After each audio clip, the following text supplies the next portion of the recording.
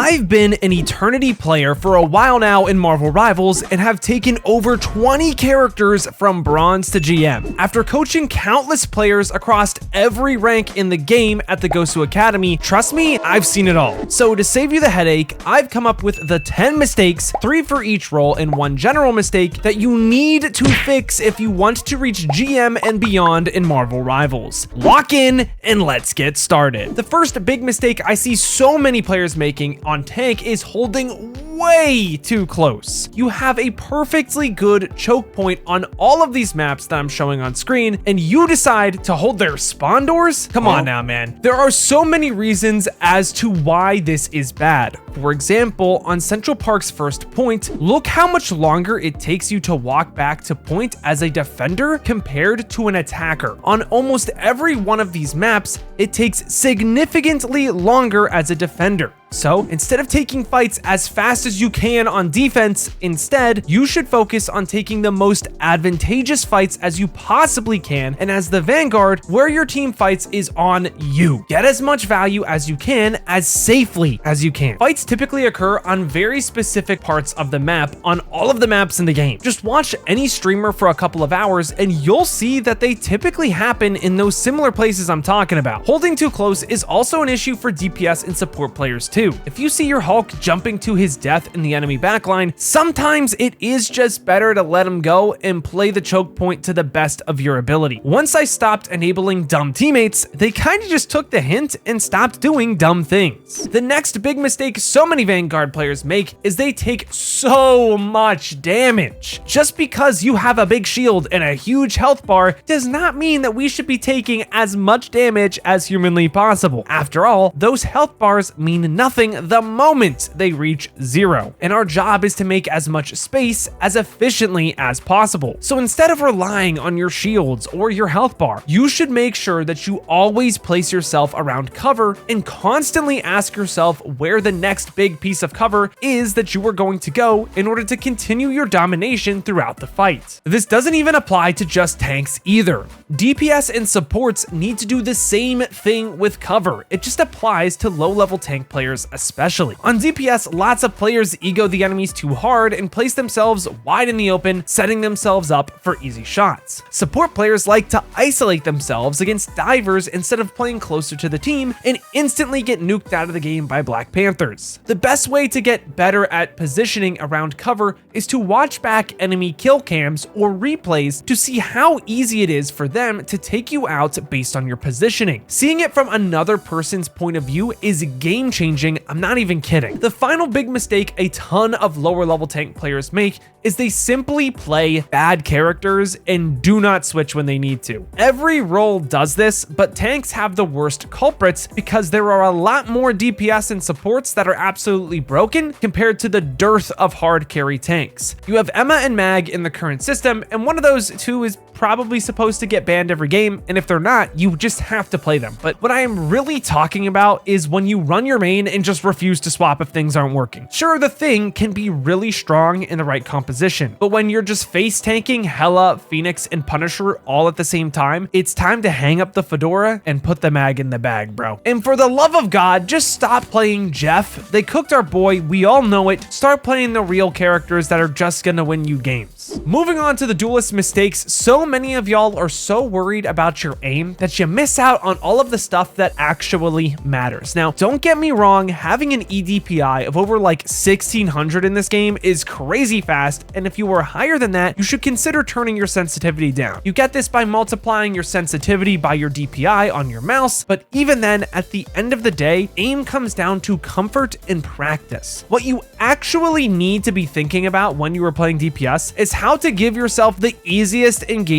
possible. I'm talking you set yourself up so well that you could miss half of your shots and still slam the enemy. This looks like learning how to take an off angle on Hela, walking closer to your enemies before firing on Psy, or waiting to dump your cooldowns on Bucky before you hit a sweet hook. Sometimes bad aim also just comes down to bad movement, which is a far more common ailment plaguing low-level gameplay than you realize. So many players strafe back and forth while firing at a target that isn't even even looking at them when they could legitimately just stand still and make the shot infinitely easier to take. The best DPS players in the world are not the best because they can aim. They are the best because they know how to control the game to make it easier for them in ways that other DPS players just don't understand. This takes practice to learn, so yeah, they're gonna have good aim from all that playtime that they're learning this stuff, but if you think DPS is all about aim, you are missing the bigger picture and are going to find yourself stuck. On the flip side, some people have embodied the true ego of a DPS player and run into the next mistake where they feel so confident that they DTM, in other words, do too much. You don't always need to take out the entire enemy team to win the fight. Sometimes just one simple pick on a key target is all that you need. It is really easy to look at this concept with Bucky's ultimate. Lots of lower level Bucky players are great at confirming that first pick with the Bucky ult. The enemy will then respond with a Luna ult, and instead of just chilling and waiting for their team, the Bucky's just gonna go for more, die, and then lose the fight for their team. If you just wait until later to rip your second part of that ultimate, you could get more health, found a pick somewhere away from that ultimate that the support just put down, or have done something else. Instead, you were fueled by your ego and you DTM'd. Now, I don't want to tell you that you should only ever go for one pick and then just give up and chill. If you can safely get more, by all means, close the fight out and get the job done. But far more players have the aggression problem on DPS, and they bite off a little bit more than they can chew. There is nothing wrong with waiting for your supports to catch up and help you do your job better. Finally, most DPS players care way too much about stats, and it is indirectly losing you games. Not only do stats just not matter,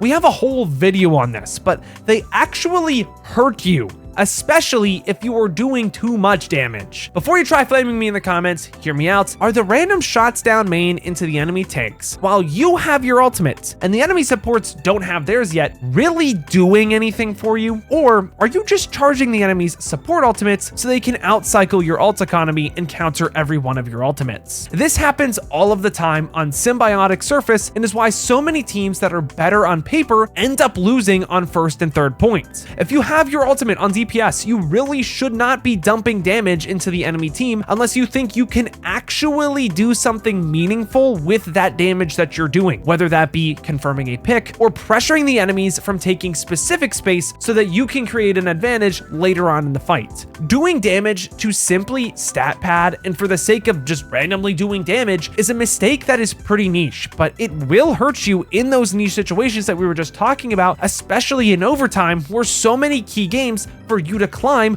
are decided in. Switching gears to the final role we have yet to talk about, Strategists, we have the first mistake focusing too much on healing. Most lower level support players do a really good job of healing, but that is legit all they can do, and it is a really big deal. Being a great strategist is about doing more than just healing. It is about the utility and damage you can apply alongside keeping your team alive. For example, a good invisible woman will heal her team just fine and they're all going to stay alive. But a great one is going to hit every single push on a strange ultimate, dish a shield to her Hela on the off angle, and vortex squishies to slow them down, setting them up for easy picks. If you can contribute to eliminating enemies on support, you are taking all of the damage they would have done to your team out of the fight. This concept is known as the damage is healing method, and it is how every support functions, not just Adam, Mantis, and Ultron. The most important mistake to fix though, no matter what role you are on, is any and everything pertaining to the misuse of your ultimate. In Marvel Rivals, there is nothing that pisses me off more than a support player ripping their ultimate in the worst way possible time and time again. It loses you games at the click of one button, and it is literally the most easy thing to avoid. So I'm just gonna say it. Stop using your support ultimate to match enemy support ultimates by default. Instead, use this as an indicator to tell you,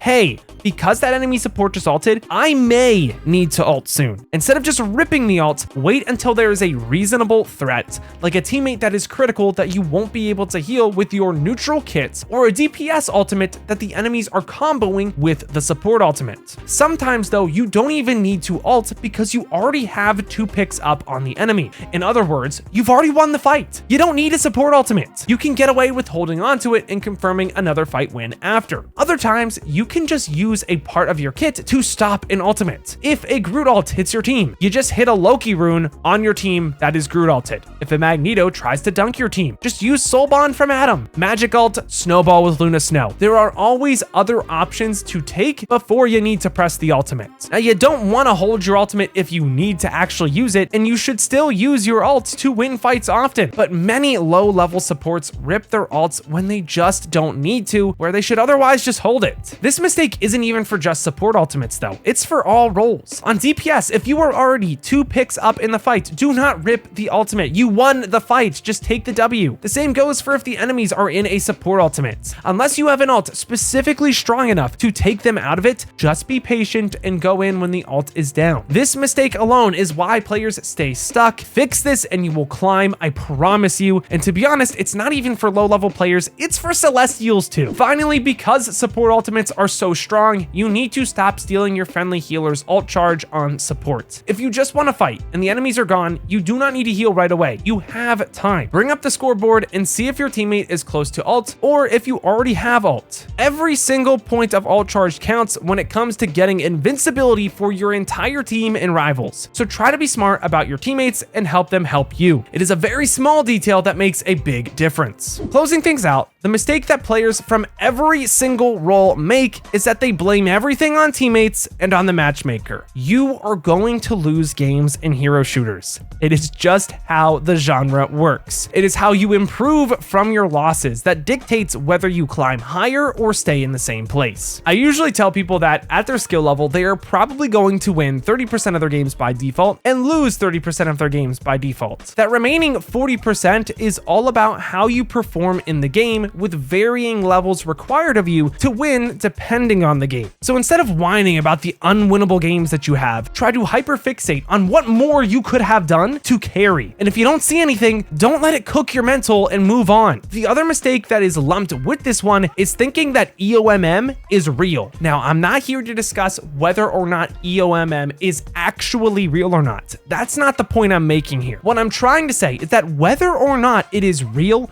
should not change the way that you go about playing the game. The goal of ranked is not to climb first. The goal of ranked is to improve, which will then result in you climbing over time. If I complained that EOMM was real, I would not be able to climb to eternity every single season with 60 games or less. I wouldn't hyperfixate on the ways I could carry games and would stay stuck. Sure, maybe I'm being delusional, and maybe I just sound crazy too, but ignorance in this case is bliss. If you can't get over the possibility of EOMM somehow and it spoils your experience, the only other option, I'm gonna just be honest with you here, is to find another game. And that closes out the list for the 10 mistakes all lower elo players are making that are keeping them stuck. If you feel that you have fixed all of these mistakes and still don't know what you can do to improve, I urge you to check the server I coach at that will be found in the description. Using the link, there is a 30-day free trial to coached scrims, classes, and more for you to expand your understanding of the game to the next level. Other than that, find the guide for your character on the channel, stick around by subscribing, but until next time, I've got to peace out